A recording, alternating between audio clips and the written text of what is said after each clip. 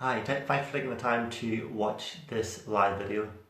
This is the second video on the series of how to get out of survival mode, and this video I discuss nutrition. So my name is Chris Lindsay. Thanks for watching, as I've said already, from chrislindsay.org. So stress and eating. So stress can influence our food choices. So when you're stressed out from, whatever might be stressing you, your boss or colleagues, what foods do you crave? So if you can put comments below, I crave, and whatever it might be. I know for me, chocolate's a big thing. I'm a bit of a chocoholic, so that's something when I'm stressed out or run down, I'm always going for another chocolate bar. So another thing you might also call this is comfort eating, which often get into the cycle of being stressed out, eating or craving sugary or fatty foods, and then feeling guilty about it. So how does stress affect the body?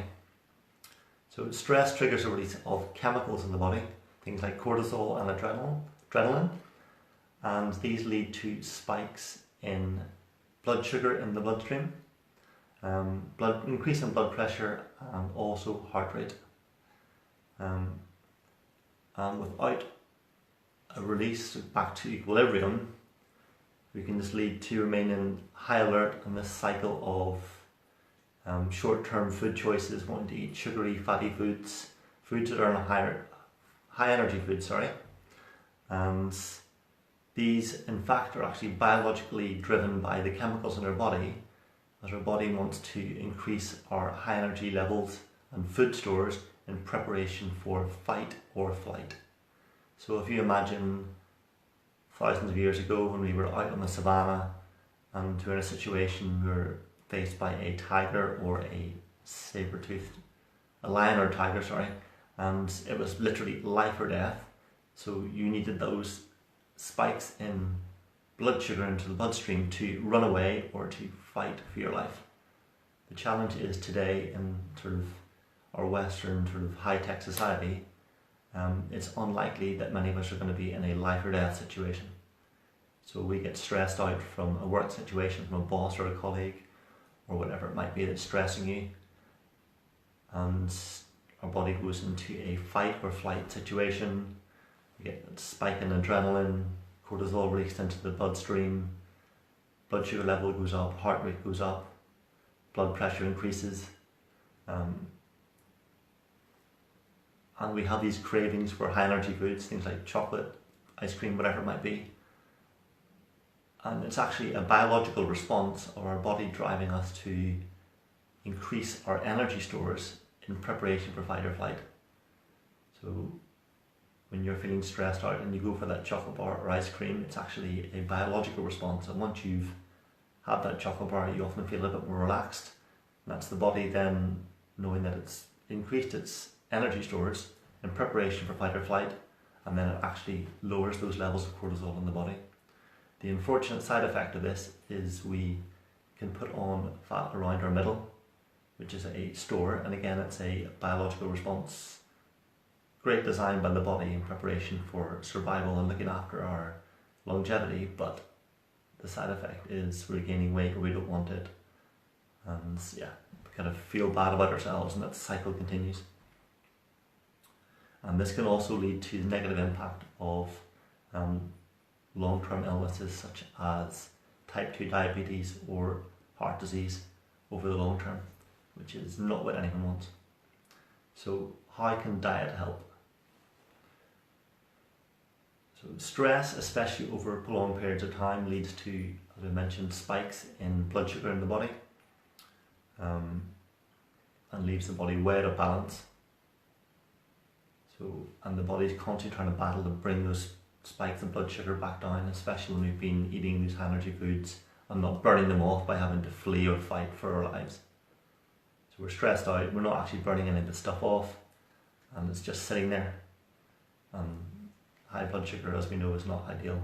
If you've already got type 2 diabetes, it makes it worse and leads for increased potential of actually getting that in the long term.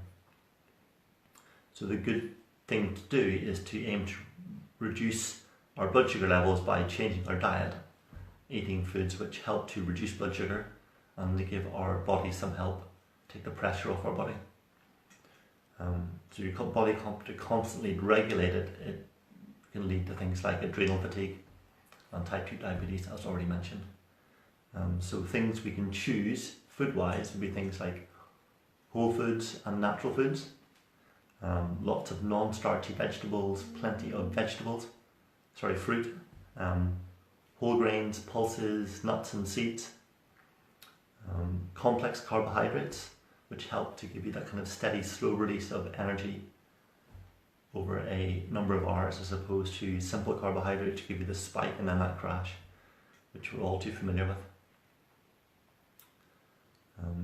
Caffeine's another thing, which, yes, I'm not saying don't drink coffee or tea, but maybe regulate how much you have, cut back on it, maybe have one or two teas or coffees in the morning and then go for fruit tea in the afternoon, just to try to reduce these spikes and just sort of be more aware of going for this spike and crash when you get that sort of run down feeling in the afternoon, which is never good.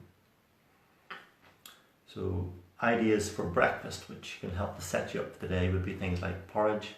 I have porridge every day. I know it's not everyone's favourite, I can see a bit bland, but you can make it a bit more interesting by adding berries. You can do overnight oats and add banana. Maple syrup is also nice in there, so that's an example. You could have whole wheat toast with banana and peanut butter. Ideas for lunch might be things like whole wheat wraps, soup or a salad. Dinner could be chickpea curry, which again is one of my favourites. Put in some spices in there like turmeric or cumin, which are great for anti-inflammatory benefits, which can also be another side effect of stress. And you could have that with quinoa or brown rice. And then snacks throughout the day, you could have nuts, seeds, fruit, of course, trying to get those 7 a day in, which is always a challenge.